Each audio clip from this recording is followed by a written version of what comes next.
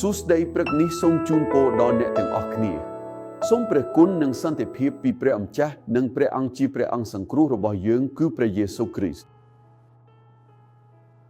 ហេតុផលដែលខ្ញុំស្ថិតនៅទីនេះថ្ងៃនេះគឺព្រោះព្រះបានផ្ដល់សារសំខាន់បន្ទាន់មួយសម្រាប់ជីវិតរបស់អ្នកកម្មវិធីនេះគឺសម្រាប់អ្នកពួកយើងកំពុងស្ថិតនៅក្នុងផ្ទះរាប់រយប៉ុន្តែព្រះបានគិតអំពីអ្នកព្រោះថ្ងៃនេះខ្ញុំចង់និយាយអំពីសេចក្តីជឿលើអ្វីដែលមើលមិនឃើញខ្ញុំចង់ប្រាប់អ្នកអំពីអត្ថបទមួយក្នុងព្រះគម្ពីរដែលអភិសន្តបូបាននិយាយសាំងប៉ូលូបានសរសេរទៅកាន់ជនជាតិយូដាដែលបានរំលែងជឿទៅកាន់ព្រះគុណរបស់ព្រះលិខិតនេះឬអេពីស្តូលនេះគឺសរសេរទៅកាន់ជនហេប្រូអេពីស្តូលនេះមានតម្លៃខ្លាំងណាស់ថ្ងៃនេះខ្ញុំចង់និយាយអំពីរឿងនេះខ្ញុំជាអភិសន្តបូមីហ្គេលអានជេឡូពីសាសនាចាក់អេវ៉ាន់ជេលីកាគ្រីស្ទូវីវីបរោះនៃព្រះគម្ពីរគឺជាភាសិទ្ធនៃព្រះបន្ទូលយើងចូលទៅកាន់បរិបទសូមអញ្ជើញខ្ញុំចង់និយាយអំពីមូសេបន្តិចមើលថាព្រះគម្ពីរពិសិដ្ឋបានប្រាប់យើងថាមូសេបានចាត់ទុកការប្រជុំទោលរបស់គ្រីស្ទថាជាសម្បត្តិដ៏មានតម្លៃជាងទ្រព្យសម្បត្តិនៅអេស៊ីបព្រោះគាត់បានមើលឃើញរង្វាន់ដោយសារជំនឿគាត់បានបោះបង់អេស៊ីបដោយមិនភ័យខ្លាចចំពោះកំហឹងរបស់ព្រះបាទទេតែបន្តឈរមាំមួនដូចជាអ្នកដែលឃើញអ្វីដែលមិនអាចមើលឃើញស្ថានភាពនេះខ្ញុំស្រមៃថាសម្ពាធនឹងភាពតានតឹងដែលមូសេកំពុងប្រឈមមកពេលដែលគាត់ត្រូវតែធ្វើសេចក្តីសម្រេចសំខាន់មួយសម្រាប់ជីវិតឬគាត់នឹងបន្តជាកូនប្រសាររបស់កូនស្រីព្រះបាទផារ៉ោឬគាត់នឹងធ្វើតាមផែនការរបស់ព្រះជាម្ចាស់សម្រាប់ជីវិតរបស់គាត់នឹងក្លាយជាអ្នកស្រស់ស្រួលដ៏ធំរបស់ជនជាតិហេប្រូពីប្រទេសអេស៊ីបនេះជាស្ថានភាពដ៏លំបាកណាស់ខ្ញុំដឹងថានៅមួយទៀតមានមនុស្សម្នាក់កំពុងស្ថិតនៅចំកណ្ដាលស្ថានភាពដែលត្រូវសម្រេចចិត្តអ្នកមានអារម្មណ៍ថាបាត់បង់ផ្លូវដើរនៅក្នុងភាពងឹតដោយមិនដឹងថាត្រូវទៅណាប្រហែលជាជីវិតរបស់អ្នកតឹងតែងខ្លាំងមិនត្រឹមតែបញ្ហាហិរញ្ញវត្ថុទេប៉ុន្តែពេលខ្លះក៏មានបញ្ហាផ្លូវអារម្មណ៍ផងដែរអ្នកដែលបានជួបប្រទះនឹងទ្វាររបិទមួយអ្នកដែលកំពុងមានសំណួរមានការភ័យខ្លាចមានការមិនប្រកបចិត្តហើយប្រហែលជាមានបញ្ហាធំមួយផ្នែកអាជីវកម្មផងដែរ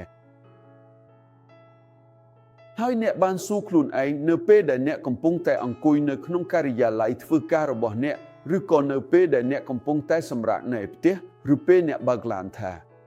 តើព្រះជាម្ចាស់ទ្រង់គង់នៅទីណាទៅវិញព្រះជាម្ចាស់នៃណាហេតុអ្វីខ្ញុំត្រូវរស់នៅក្នុងអ្វីទាំងនេះទាំងអស់ហាក់ដូចជាមនុស្សអាក្រក់រស់នៅបានល្អជាងអ្នកគ្រីស្ទសាសនិកហាក់ដូចជាមនុស្សអាក្រក់អាចរស់នៅជីវិតមួយដោយគ្មានការភ្ជាប់ជាមួយព្រះជាម្ចាស់ទេ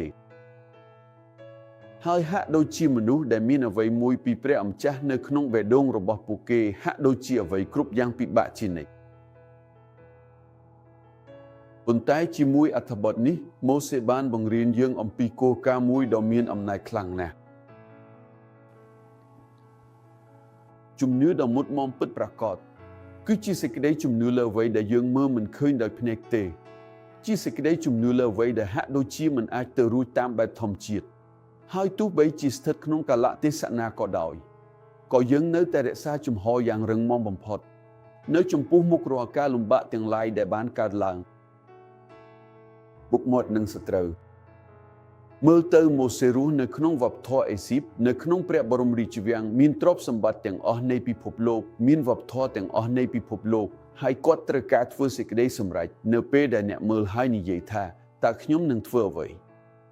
តើខ្ញុំនឹងធ្វើដូចម្តេចតើខ្ញុំគួរតែធ្វើតាមអ្វីតើខ្ញុំគួរតែធ្វើតាមរបៀបណាហើយបន្ទាប់មកគាត់និយាយថ្ងៃនេះខ្ញុំមានសេចក្តីសម្រេចមួយត្រូវធ្វើឲ្យខ្ញុំមានផ្លូវពីរដង ផ្លូវនៃអេស៊ីបដែលជាសញ្ញានៃពិភពលោកទ្រព្យសម្បត្តិការរស់នៅប្រណិតឬគោរពព្រះទូដឹងថាវានឹងនាំឲ្យមានការប្រឆាំងទូដឹងថាវានឹងនាំឲ្យមានហានិភ័យទូដឹងថាវាអាចនាំឲ្យមានការលះបង់ហើយអ្វីទៅជារឿងសម្ងាត់របស់ម៉ូសេហេតុអ្វីបានជាថ្ងៃនេះនៅឆ្នាំ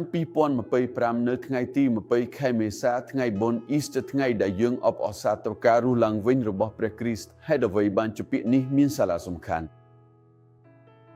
រូបព្រះគម្ពីរបរិសុទ្ធបាននិយាយថាគាត់បានឈរមកមួនដូចជាអ្នកដែលឃើញអ្វីដែលមិនអាចមើលឃើញ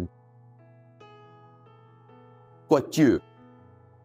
ថាការសម្រេចចិត្តដែលត្រឹមត្រូវបំផុតច្បាស់លាស់បំផុតមានវិញ្ញាណបំផុតនិងសំខាន់បំផុតក្នុងជីវិតទោះបីជាមានទ្រព្យសម្បត្តិរបស់ព្រះបារាំងផារ៉ោយ៉ាងណាក៏ដោយព្រោះគាត់ជាចៅប្រុសកូនប្រុសរបស់កូនស្រីព្រះបារាំងផារ៉ោដែលជាការពិតនេះជាធ្វើផែនការធំមួយព្រោះមានព្រះបញ្ជាឲ្យសម្លាប់កុមារទាំងអស់ហើយម៉ែរបស់ម៉ូសេបានដាក់គាត់ក្នុងកន្ត្រកតូចមួយនៅច្រាំងទន្លេហើយទន្លេនោះបានហូរទៅដល់ព្រះបរមរាជវាំងរបស់ផារ៉ោត្រឹមត្រូវនៅទីនោះដោយការប្រកាសរបស់ព្រះដោយផែនការរបស់ព្រះដោយភាពមិនខកខានរបស់ព្រះនិងមានកូនស្រីរបស់ផារ៉ោជាមួយអ្នកថែទាំរបស់នាងពេលពួកគេឃើញទីរូបនោះនៅក្នុងកន្ត្រកមនុស្សទាំងនោះបាននិយាយថាគាត់គឺម៉ូសេគឺជាអ្នកដែលត្រូវបានយកចេញពីទឹកដូច្នេះពួកគេបានយកគាត់ចេញហើយគាត់ត្រូវបានលើកលែងនៅក្នុងព្រះបរមរាជវាំងឥឡូវនេះសូមមើលមានថ្ងៃមួយដែលគាត់បាននិយាយថាឬមិនដូច្នេះទេខ្ញុំនឹងបន្តរស់នៅជីវិតបែបនេះខ្ញុំដឹងថាមានមនុស្សជាច្រើននៅខាងទៀតកំពុងរស់នៅជីវិតឆ្លាតចុះបែបនេះតើកាប់ដារ៉ូនិយាយអ្វីខ្លះតើផែនពីផ្កាយនិយាយអ្វីតើការអានដៃរបស់ជីបស៊ីមានអ្វីខ្លះតើការងារនៅចំណុចប្រសពនោះជាអ្វីចុងក្រោយនេះមានមនុស្សមួយចំនួនកំពុងប្រឈមមុខនឹងស្ថានភាពលំបាកហើយដោយមិនដឹងខ្លួនពួកគេកំពុងពាក់ព័ន្ធជាមួយហ្វារ៉ោនជាមួយពិភពលោកជាមួយអំពើបាបជាមួយកំហុសជាមួយអ្វីដែលអាចបំផ្លាញជីវិតដូច្នេះគេនិយាយថាម៉ូសេខ្ញុំនឹងអានខណ្ឌនេះម្ដងទៀតព្រោះវាសំខាន់ណាស់គាត់បានបោះបង់ប្រទេសអេស៊ីបមិនខ្លាចដោយសារកំហឹងរបស់ព្រះបាទទេគាត់នៅតែរឹងមាំដូចជាមនុស្សដែលឃើញអ្វីដែលមិនអាចមើលឃើញដូច្នេះគាត់នៅតែរឹងមាំព្រោះគាត់មិនដឹកនាំខ្លួនដោយអ្វីដែលភ្នែកធម្មតាមើលឃើញទេពូលូក៏បាននិយាយដូចនេះដល់កូរិនថូសផងដែរយើងមិនដើរតាមអ្វីដែលយើងមើលឃើញទេយើងដើរដោយសេចក្តីជំនឿខ្ញុំដឹងថាអ្វីនេះគឺជាបទបញ្ញត្តិធម៌ខ្លាំងណាស់ដែលព្រះចង់និយាយទៅកាន់បេះដូងរបស់អ្នកព្រោះអ្នកកំពុងដឹកនាំខ្លួនតែតាមអ្វីដែលអ្នកមើលឃើញប៉ុណ្ណោះហើយពេលខ្លះភ្នែករបស់យើងឃើញតែអស្ចារ្យភាពមិនអាចធ្វើទៅបានឃើញតែការលំបាកការរងស្ទះឧបសគ្គវាលខ្សោយភាពស្ងួតស្មប់និងផ្លូវកោងហើយអ្នកក៏បាននិយាយជាញឹកញាប់ថាហើយព្រះវិញដូច្នេះម៉ូសេមិនដឹកនាំខ្លួនដោយអ្វីដែលភ្នែកធម្មតាមើលឃើញទេប៉ុន្តែដោយអ្វីដែលវិញ្ញាណធ្វើឲ្យគាត់ជឿគាត់ឃើញព្រះនៅក្នុងជំហាននីមួយអ្នកណាឃើញព្រះគេមិនភ័យខ្លាចមនុស្សទេ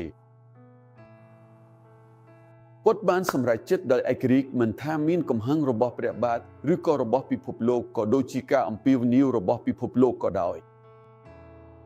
ហើយប្រហែលជាអ្នកសពថ្ងៃនេះជាមនុស្សម្នាក់ដែលត្រូវគេគ្រប់គ្រងដោយស្ត្រេសដោយការរងទុក្ខអ្នកប្រហែលជាមានការប្រកាន់ខ្លួនខុសធម្មតាឬក៏ដួលរលំអ្នកចាប់ផ្ដើមញ័រហើយបន្ទាប់មកអ្នកយករីវ៉ូទ្រីលនិងថ្នាំផ្សេងទៀតអ្នកភ្ញាក់ឡើងហើយយកថ្នាំមួយដើម្បីផ្ដល់ថាមពលបន្ទាប់មកពេលយប់មកដល់ទម្ងន់ជីវិតរបស់អ្នក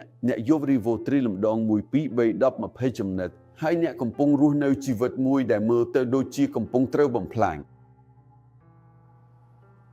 ហេតុនេះហើយដែលខ្ញុំបាននិយាយនៅដើមកម្មវិធីថាថ្ងៃនេះអ្នកមានសេចក្តីសម្រេចមួយត្រូវធ្វើអ្នកមានផ្លូវពីរជ្រើសរើសឬតាមដានហ្វារ៉ោពិភពលោកគេឈ្មោះនិងអ្វីទាំងអស់ដែលគេឈ្មោះនាំមក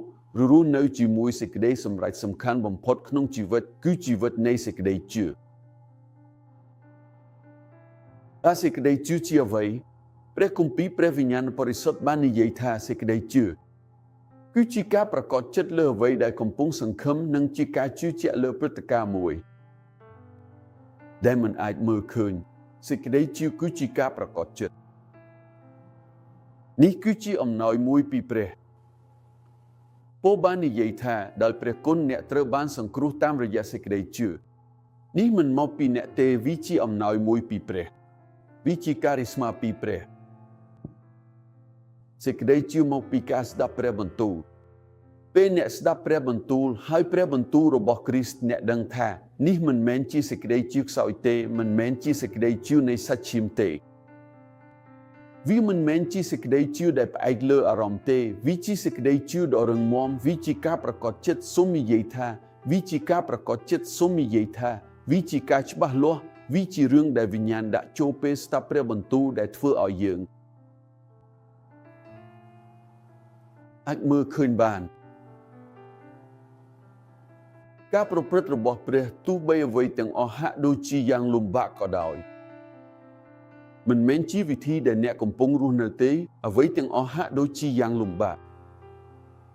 ដូច្នេះសេចក្តីជឿលើព្រះគ្រីស្ទព្រះយេស៊ូវមិនមែនលើព្រះគ្រីស្ទនៅពេលដែលទ្រង់នៅក្នុងសាច់ឈាមទេប៉ុន្តែជាព្រះគ្រីស្ទដែលបានរស់ឡើងវិញពោលបាននិយាយថាប្រសិនបើព្រះគ្រីស្ទមិនបានរស់ឡើងវិញទេយើងនឹងជាមនុស្សដែលអស្បោះបំផុតក្នុងโลกនេះព្រោះអំពើបាបរបស់យើងមិនទាន់ត្រូវបានអភ័យទោសទេអតីតកាលរបស់យើងមិនទាន់ត្រូវបានយកចេញទេអ្នកណាដែលស្ថិតក្នុងព្រះគ្រីស្ទគឺជាសត្វស្រឡាញ់ថ្មីរឿងចាស់ទាំងអស់បានកន្លងផុតទៅហើយ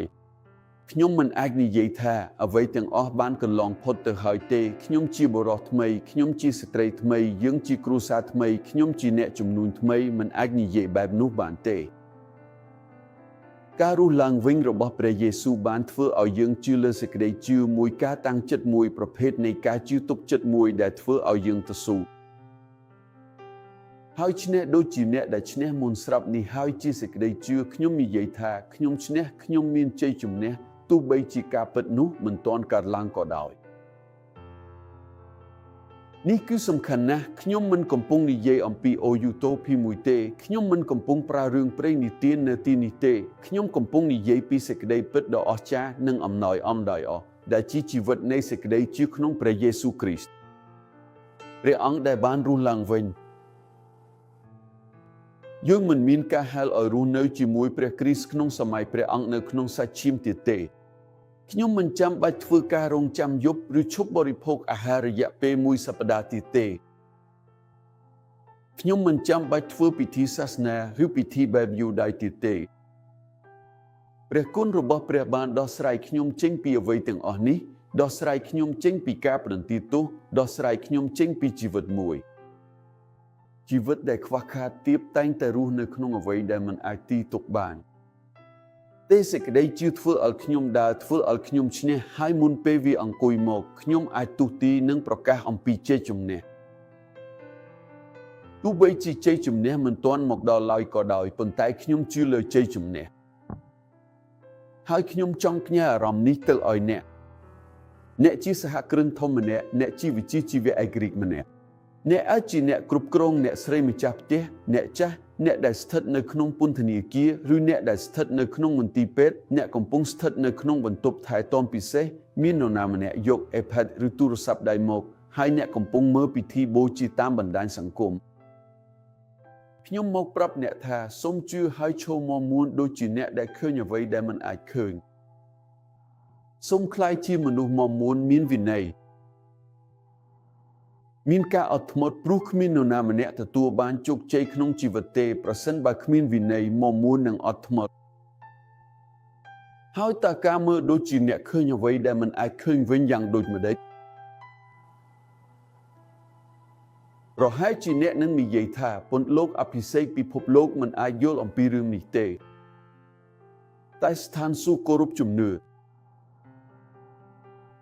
គឺជាការប្រកបចិត្ត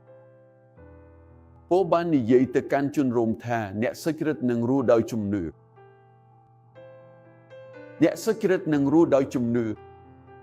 ដូច្នេះសូមស្រមៃមើលពេលដែលបងប្រុសម៉ូសេនៅមុខមាត់នឹងកេរ្តិ៍ឈ្មោះទាំងអស់ទ្រព្យសម្បត្តិទាំងអស់គាត់បាននិយាយថាឬក៏ខ្ញុំនឹងរស់ ក្នុងការសប្បាយរីករាយបណ្ដោះអាសន្ននៃអំពើបាបដែលជាពាក្យផ្សេងទៀតដែលពោលប្រើសម្រាប់ម៉ូសេគឺសប្បាយរីករាយបណ្ដោះអាសន្ននៃអំពើបាបមានន័យថាពេលមនុស្សនៅក្នុងអំពើបាបគាត់មើលទៅដូចជា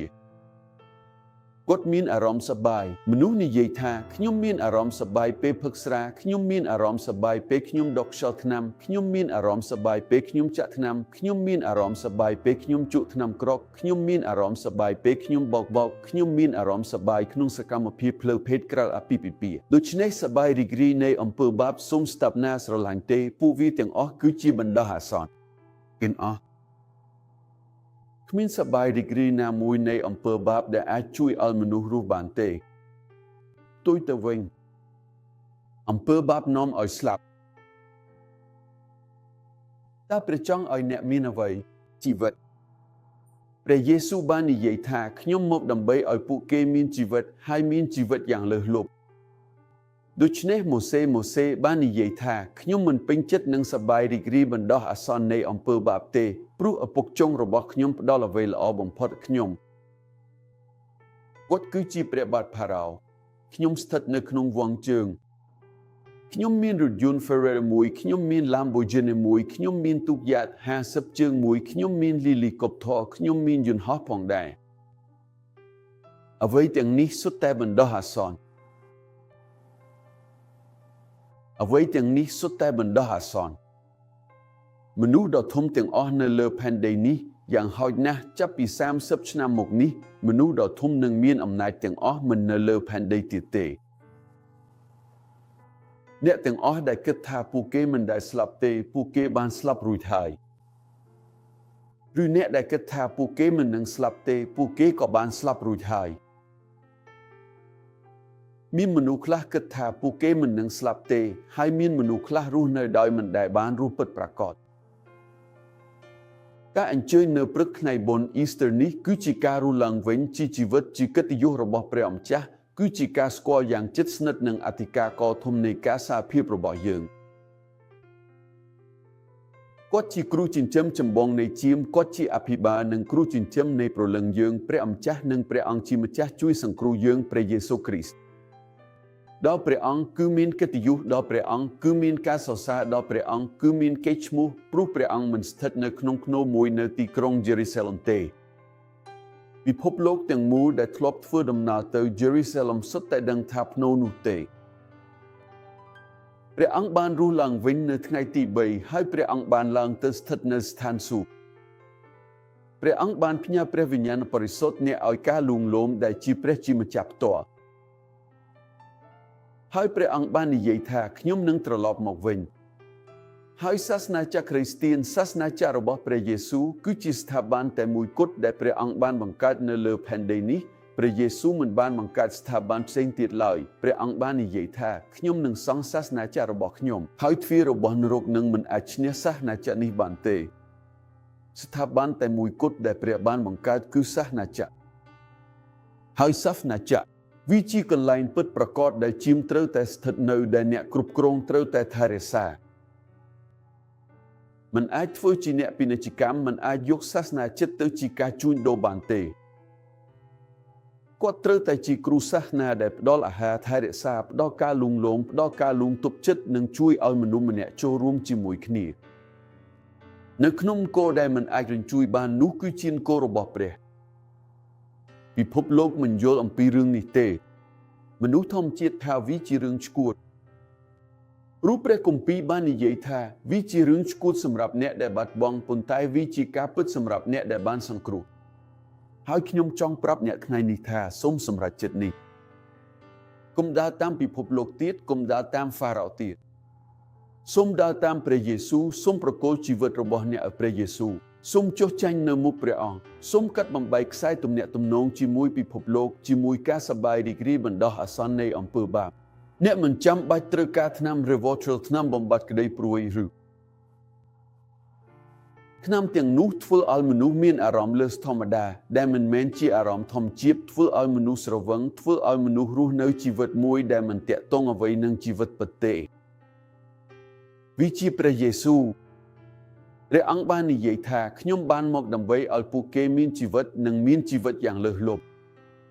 ដូច្នេះពិភពលោកអាចមិនយល់អំពីរឿងនេះទេប៉ុន្តែអ្នកបានយល់រួចហើយវាជាហ្វារ៉ោឬជាការសប្បាយរីករាយបណ្ដោះអាសន្ននៃអំពើបាបឬជាព្រះយេស៊ូវគ្រីស្ទនិងជីវិតអស់កលឹបជានិច្ចជាទទួលនឹងនិយាយថាព្រះអម្ចាស់ព្រះយេស៊ូវគ្រីស្ទខ្ញុំសារភាពដោយមាត់របស់ខ្ញុំនិងជឿក្នុងចិត្តថាព្រះអង្គបានស្លាប់និងរស់ឡើងវិញព្រះអង្គជាព្រះអម្ចាស់នៃជីវិតរបស់ខ្ញុំហើយព្រះគម្ពីរបាននិយាយថាអ្នកនឹងត្រូវបានសង្គ្រោះរឿងនេះកើតឡើងឥឡូវនេះអំណិលធំនៃការរស់ឡើងវិញដែលបាននាំយើងមកជីវិតបានកើតឡើងឥឡូវនេះក្នុងជីវិតរបស់អ្នក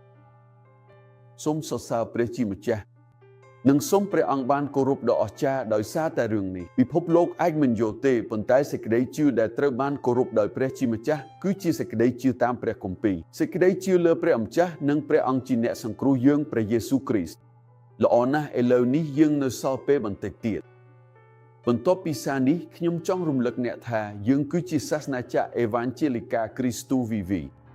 យើងមានវិហារព្រៅស្រស់ស្អាតមួយមានចំណតរថយន្តមានការងារចាប់ពីទារកក្មេងវ័យវ័យជំទង់មនុស្សចាស់និងគ្រួសារយើងយល់ថាគ្រួសារគឺជាកិត្តិយសដ៏អស្ចារ្យបំផុតដែលយើងអាចមានបានការអភិវឌ្ឍដ៏ធំបំផុតដែលមនុស្សម្នាក់អាចទទួលបានគឺមានគ្រួសារមួយ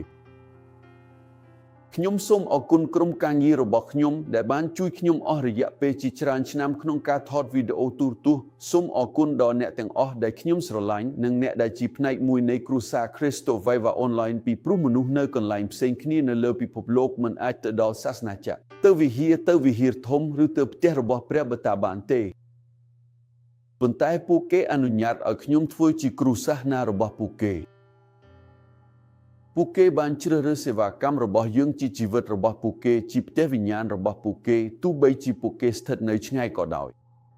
ពួកគេជាសមាជិកអនឡាញអរគុណអ្នកទាំងអស់គ្នាដែលជំរុញឲ្យខ្ញុំធ្វើការកាន់តែច្រើនសម្រាប់នគរព្រះសូមព្រះគុណសេចក្តីសុខសន្តិភាពនិងសេចក្តីស្រឡាញ់មានដល់អ្នកក្នុងនាមព្រះយេស៊ូវ